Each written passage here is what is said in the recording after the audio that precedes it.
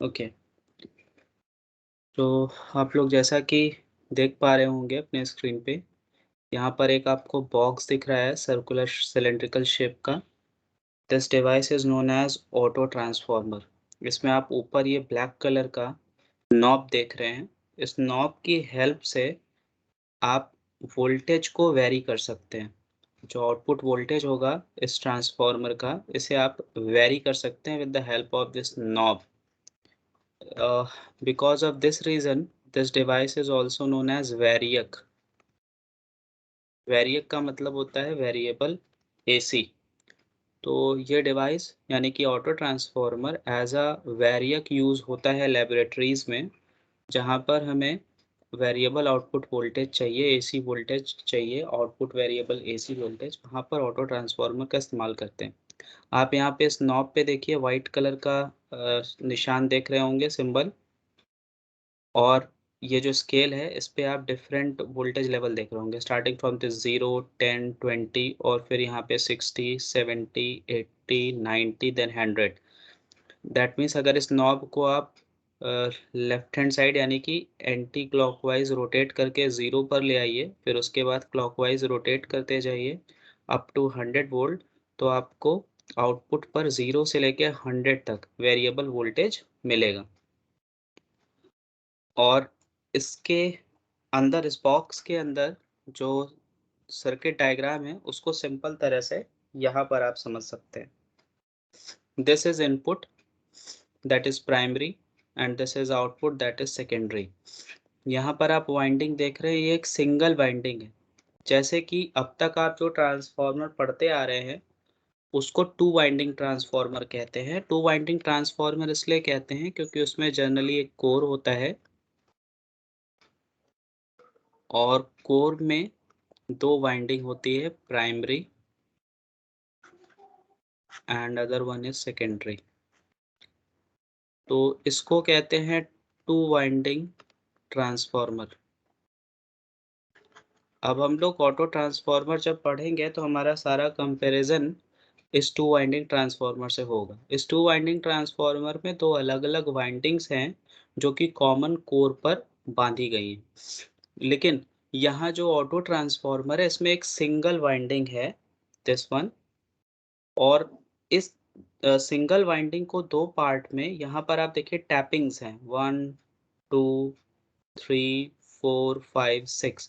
तो ये वाला जो वायर आप देख रहे हैं जिसमें ये एरो 3 पर जा रहा है इस वक्त, इस एरो को आप अपवर्ड एंड डाउनवर्ड स्लाइड कर सकते हैं with the help of this knob. इस नॉब से बेसिकली होता क्या है कि ये जो आप एरो देख रहे हैं जो 3 पे जा रही है, इसको आप जब रोटेट करेंगे इस नॉब को, तो ये वाली जो वायर है जिसमें I2 करंट कैरी हो रही है, ये ऊपर या नीचे की तरफ वेरी करेगा।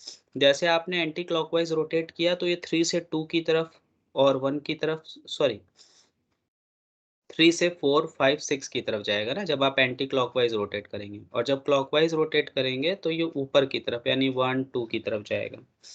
तो with the help of this slider contact we can vary the voltage at the output, that means at the load. So यहाँ पर एक सिंगल वाइंडिंग है और ऊपर यहाँ पे जो ट्रांसफार्मर बना है इसमें दो वाइंडिंग है।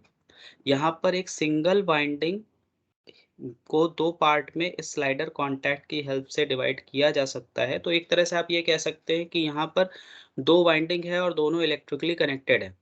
दिख तो आपको सिंगल वाइंडिंग रहा है, लेकिन इस स्लाइडर की हेल्प से, जैसे अभी आप इस डायग्राम में देखिए, तो यहाँ से आप देखेंगे अगर इनपुट से, तो यहाँ से यहाँ तक आप कह सकते हैं ये प्राइमरी वाइंडिंग है N1, और 3 से लेके यहाँ तक आप कह सकते हैं कनेक्शन पॉइंट 3 से ये सेकेंडरी वाइंडिंग।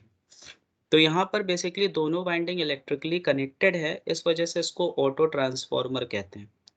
और जबकि टू वाइंडिंग ट्रांसफार्मर जब आप ऊपर देख रहे हैं तो यहाँ पे दोनों वाइंडिंग में कोई भी इलेक्ट्रिकल कनेक्शन नहीं है, ये कॉमन कोर पर बांधी गई हैं, तो इसको कहते हैं म्यूचुअल कपलिंग। बट यहाँ पर क्या है कि दोनों वाइंडिंग्स फिजिकली कनेक्टेड हैं। तो इससे हम ये कंक्लूजन निकाल सकते हैं कि ऊपर वाले वाइंडिंग में जो पावर का ट्रांसफर हो रहा है प्राइमरी से सेकेंडरी वाइंडिंग में, this is due to transformer action, due to transformer action.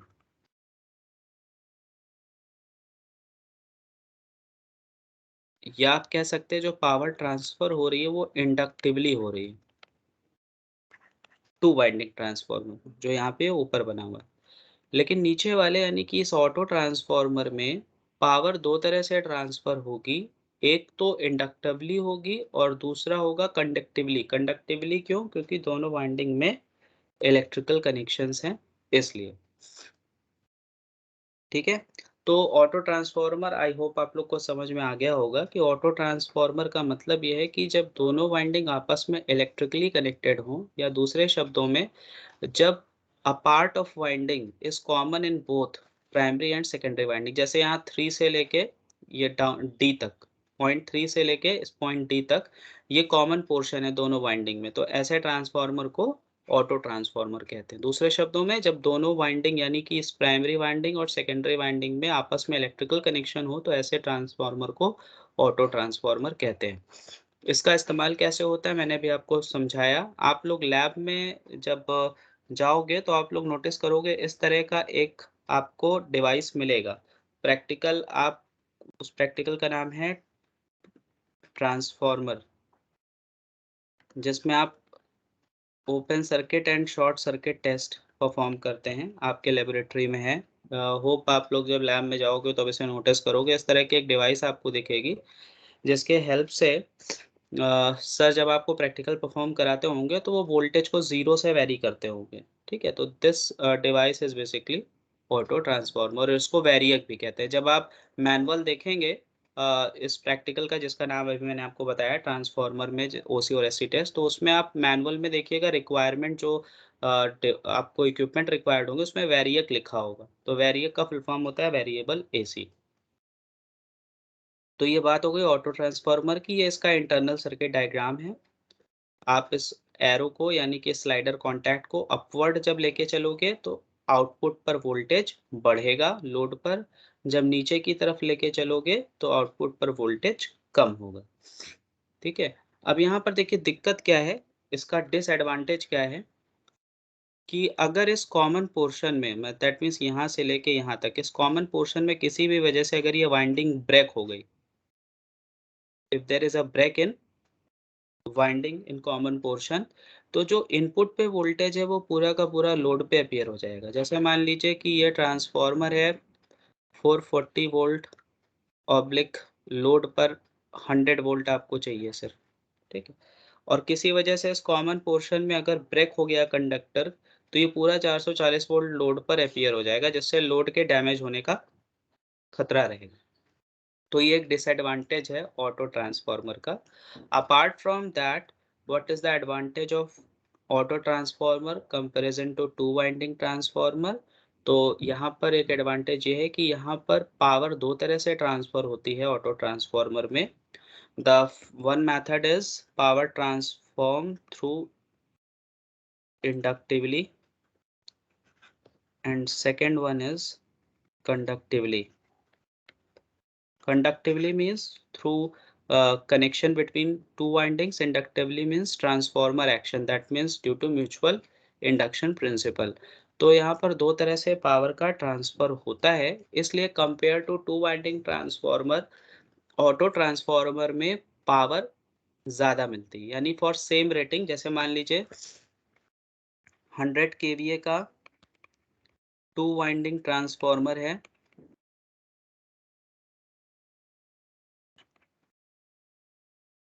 और 100 केवीए का ऑटो ट्रांसफार्मर, दोनों सेम रेटिंग के हैं, तो ऑटो ट्रांसफार्मर के केस में ज़्यादा पावर आउटपुट मिलेगा कंपैरिजन टू टू वाइंडिंग। उसका रीज़न क्या है? क्योंकि यहाँ पर दो तरह से पावर का ट्रांसफॉर्मेशन होता है, इंडक्टिवली एंड कंडक्टिवली।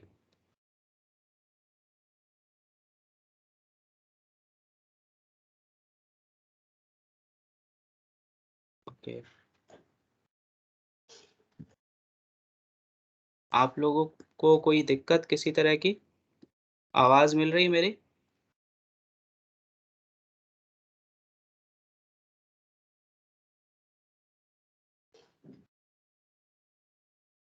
आवाज़ प्रॉपर मिल रही है? ओके।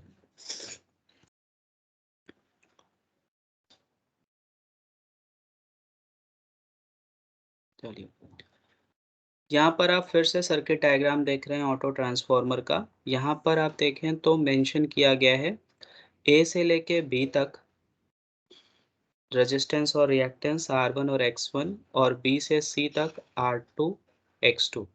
ठीक है, तो इधर से आप देखोगे प्राइमरी साइड से, जिधर सोर्स ऑफ सप्लाई V1 लिखा हुआ है, इधर से आप देखेंगे तो ए से लेके सी तक प्राइमरी वाइंडिंग है और लोड की तरफ से देखेंगे तो बी से, लोड यानी V2 की तरफ से देखेंगे तो बी से सी तक सेकेंडरी वाइंडिंग है, दैट इज N2। अब यहाँ से प्लस टर्मिनल से V1 साइड से I1 करंट फ्लो हो रही है। ए से बी की तरफ आने के बाद इस पॉइंट पर जंक्शन मिलेगा, करंट डिवाइड होगी। सपोज अगर इधर करंट I2 चली गई V2 की तरफ, तो दैट मीन्स सी से बी की तरफ कितनी करंट आएगी, I2 माइनस I1। तो कॉमन पोर्शन यानी बी से सी तक में जो करंट है वो है I2 माइनस I1। तो अब यहाँ पर आप पावर डिलीवर टू लोड निकालिए।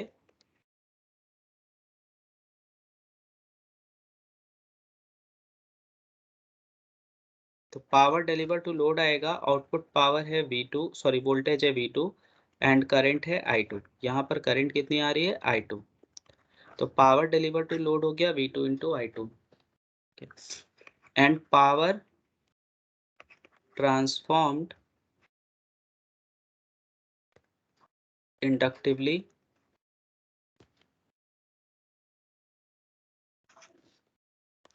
तो इस कॉमन पोर्शन में जो पावर ट्रांसफॉर्म होगी that will be power transformed inductively.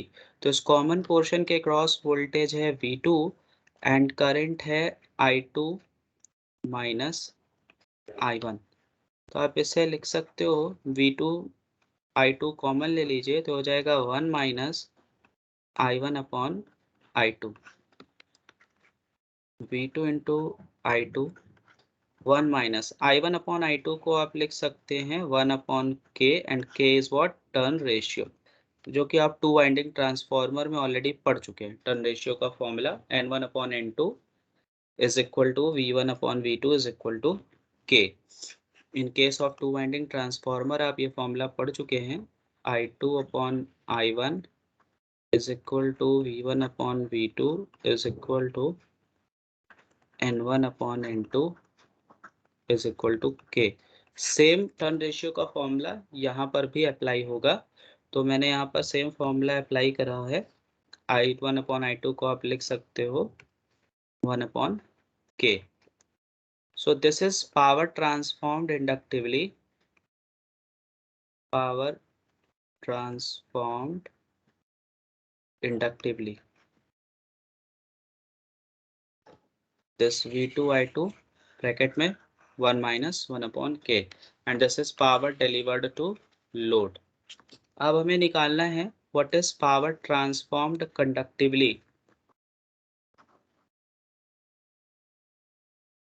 power transformed conductively which is equal to power delivered to load minus power transformed inductively।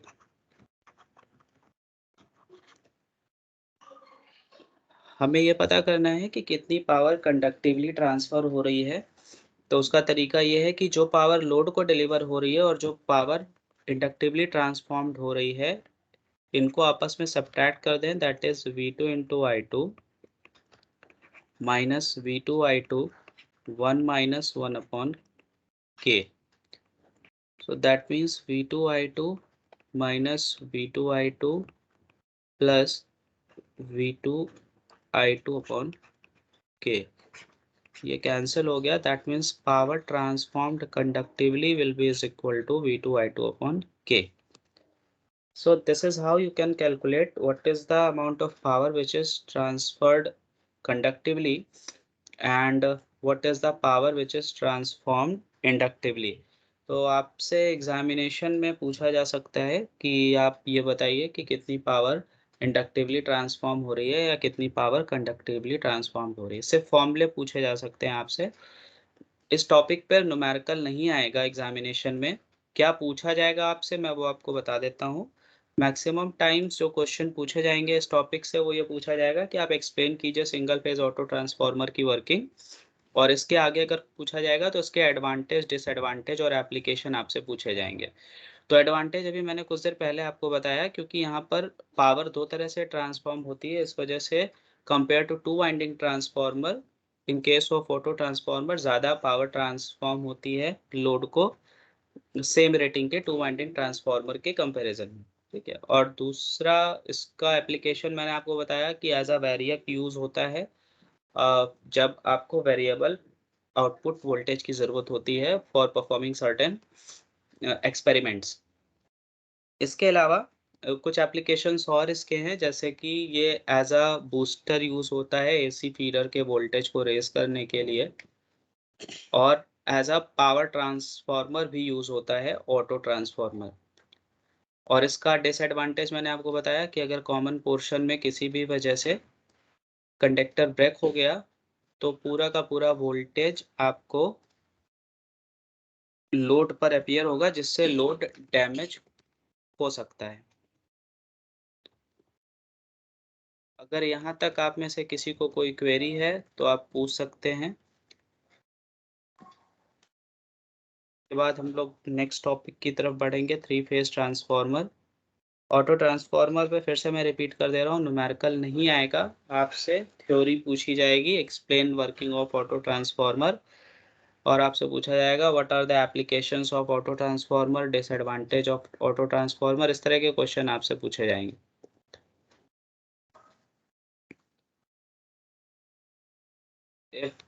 In case any query, you can ask through chat box.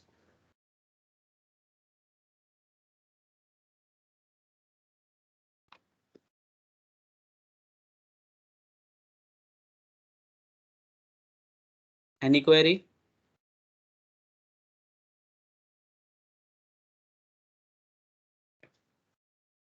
Okay, तो auto transformer एक important topic है, इसको आप लोग examination में पढ़ के ज़रूर जाइएगा। इसमें थ्योरी आने के ही चांसेस हैं, न्यूमेरिकल नहीं आते, मैं फिर से रिपीट कर दे रहा हूँ।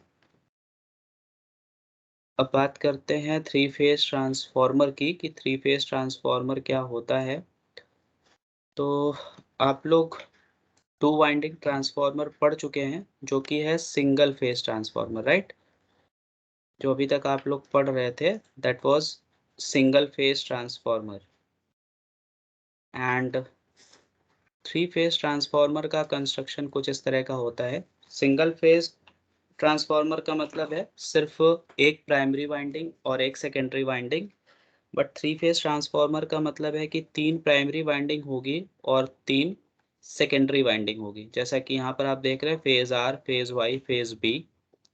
This is how three phase transformer construction is. आपको तीन प्राइमरी वाइंडिंग होगी, तीन सेकेंडरी वाइंडिंग होगी। अब इन तीन वाइंडिंग्स को आप किस तरह से कनेक्ट कर सकते हैं, तो आप इन तीन वाइंडिंग को या तो स्टार स्टार कनेक्ट कर सकते हैं, इसको वाई वाई कहते हैं, या आप इनको डेल्टा डेल्टा कनेक्ट कर सकते हैं, या आप प्राइमरी स्टार और सेकेंडरी डेल्टा कनेक्शन कर सकते हो, या प्राइमरी डेल्टा और सेकेंडरी स्टार कनेक्शन कर सकते हो। तो इस तरह से फोर टाइप के कनेक्शंस हो सकते हैं थ्री वाइंडिंग्स के in three phase transformer.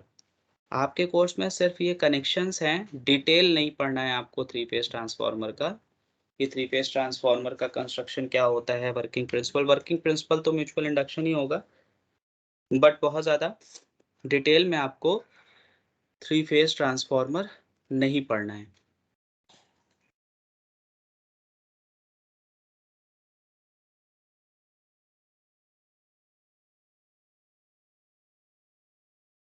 Three phase transformer कुछ इस तरह का दिखता है। आप अपने घरों के आसपास बड़े ट्रांसफार्मर देखते होंगे कुछ इस तरह का, जिसमें आप ये तीन बुशिंग्स देख रहे हैं, जिसके थ्रू कनेक्शंस को बाहर की तरफ ब्रॉट आउट किया जाता है। ये जो आप तीन बुशिंग्स देख रहे हैं, इसके थ्रू कनेक्शंस बाहर की तरफ लिया जाता है।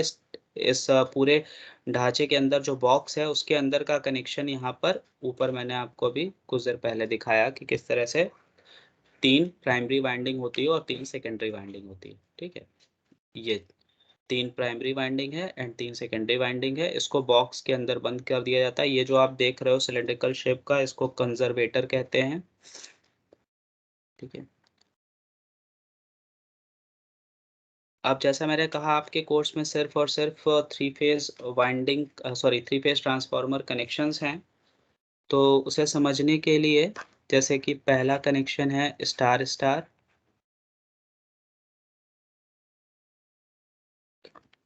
तो सिंपली 3 वाइंडिंग आप बना लीजिए। Just a minute.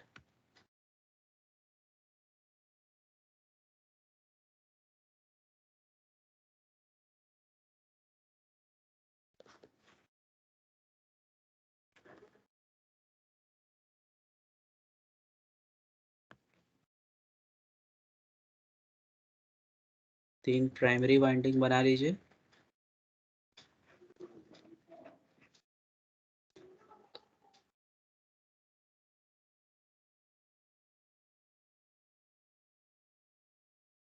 And 3 secondary winding.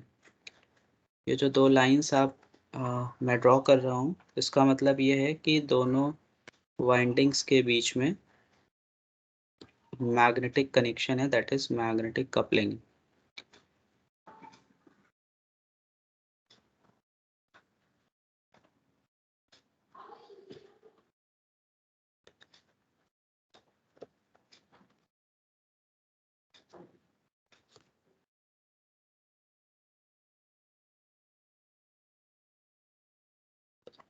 This is primary winding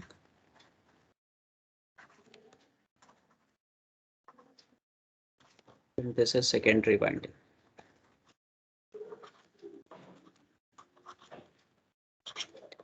अब इन्हें कनेक्ट करने के 4 तरीके हैं।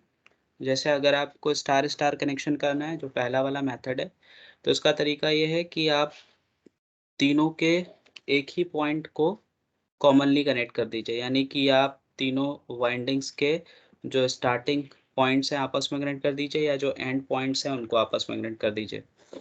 तो इस तरह से आप जो कनेक्शन बनाएंगे उसको आप कहेंगे स्टार स्टार कनेक्शन। जैसे कि मान लीजिए हमने तीनों के स्टार्टिंग पॉइंट को आपस में कनेक्ट कर दिया,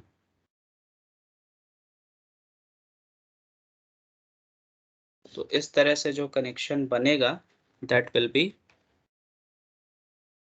स्टार कनेक्टेड प्राइमरी। सिमिलरली तीनों वाइंडिंग के स्टार्टिंग पॉइंट को आप कनेक्ट कर दीजिए, तो इस तरह से स्टार कनेक्टेड सेकेंडरी हो गए। यहाँ पर ये जो आप ये मेथड देख रहे हैं, इसका मतलब ये है कि ये रेड वाला जो वायर है वो ब्लू वाले वायर से कनेक्टेड नहीं। ये वाला पॉइंट कनेक्टेड है, ये वाला पॉइंट कनेक्टेड है एंड ये वाला पॉइंट कनेक्टेड है। तो तीनों वाइंडिंग के स्टार्टिंग पॉइंट आपस में कनेक्ट कर दिए गए, तो ये स्टार कनेक्शन हो गया। इसी तरह सेकेंडरी वाइंडिंग में भी तीनों पॉइंट्स को स्टार्टिंग पॉइंट्स को हमने कनेक्ट कर दिया, तो this will be star connection. अब वोल्टेज रेशियो की बात करें तो VL1 यानी कि line voltage of primary side, VL2 line voltage of secondary side is equal to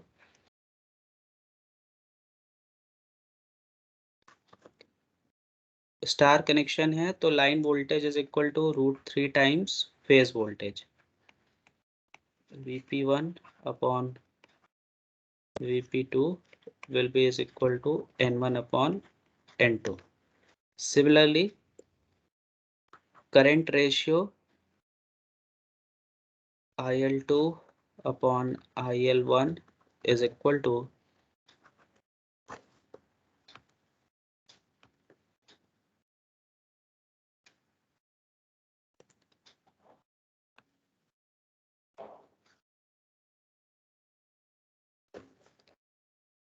IL2 upon IL1 is equal to IP2 upon IP1, that is phase current, is equal to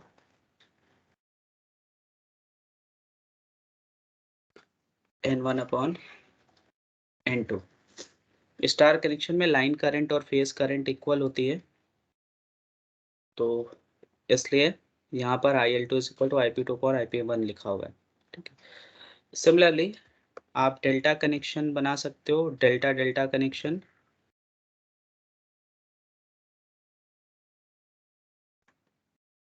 तो अभी तक इस topic से semester examination में question आया नहीं।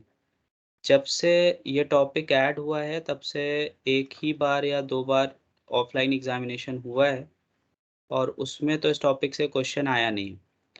तो in case अगर इस बार आता है क्वेश्चन तो आपसे सिर्फ पूछा जाएगा types of connection of three phase transformer, और इसमें ज़्यादा डिटेल में नहीं पूछा जाएगा। अब जैसे आपको डेल्टा डेल्टा कनेक्शन करना है तो डेल्टा डेल्टा कनेक्शन करने का तरीका क्या है कि आप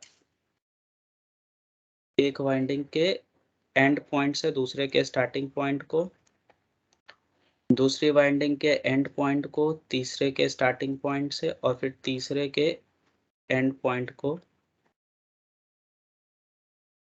पहले के स्टार्टिंग से। तो ये डेल्टा कनेक्शन हो गया। सिमिलरली सेकेंडरी वाइंडिंग में भी इसी तरह से आप डेल्टा कनेक्शन कर सकते हैं।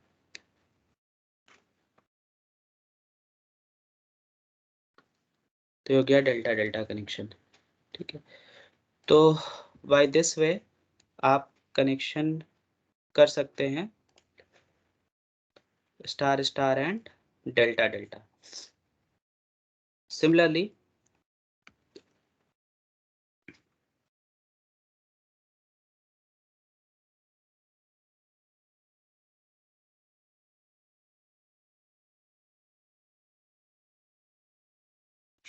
फिर से 3 primary winding and 3 secondary winding.